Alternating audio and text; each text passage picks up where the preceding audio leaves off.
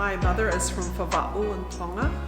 I'm from a village called Fibre, and my father's from New Zealand. So I grew up around my mum, and I followed her everywhere and watched her with her craft and her culture and her ability to turn something into something very beautiful, made with quality and a lot of love. So that, I don't know, she's a very humble Tongan woman. She absolutely loved that I appreciated art, because that's what she was. She was just an arty person. I always had the ability to be an artist. I loved art. I created something for my father every day from about the age of about, I don't know, maybe 4. I would draw him a picture. My Palangi father, who was born here in New Zealand.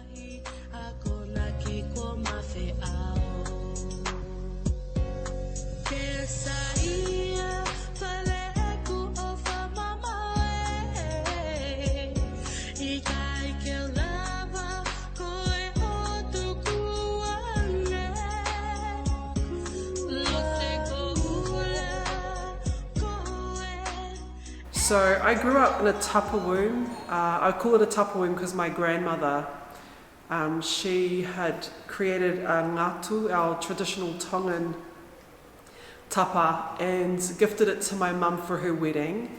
And my mother and my father both used it as wallpaper in my bedroom before it became my bedroom at the age of about 3.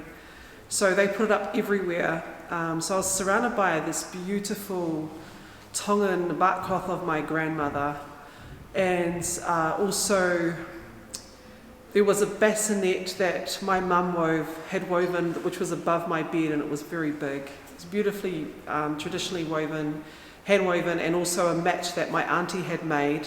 So I was surrounded in what I would call a tapa womb, just beautiful, earthy, natural materials. And I always saw it every day, but I didn't really click, you know. I was living in it every day until I noticed it, but I didn't take much notice of it. But I felt warm and protected. It was in my teenage years I started to wake up a bit and realise, hey, this is actually really important stuff. Surrounded by, you know, it's ancestral in here, because my grandmother by that time had passed away. Deciding to take the Tongan art seriously into the New Zealand art scene in my late 20s, when I was a mum with my first child.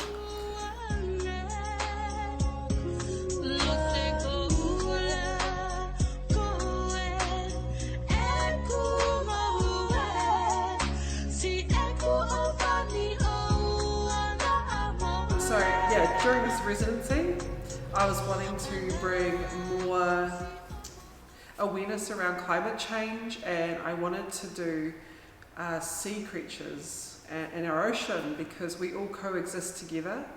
And I had this plan of using my tapa cloth, my traditional ngatu, which I did, and I turned it into these spheres, and I put 2 layers on the outer the sphere inside to bring in a contemporary traditional touch. But something I touched upon was AI, and that was something I'd never wanted to do. Originally, it never even came into my mind. But I needed 2 videos. I wanted 2 videos originally.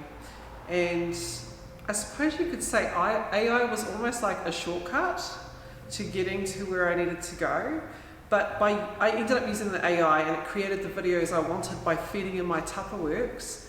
But what ended up happening in the process is it just made me read a lot up. It made me read up a lot on it, and then I came across, you know, you need water, you need resources to create videos, and like, how many liters do we need?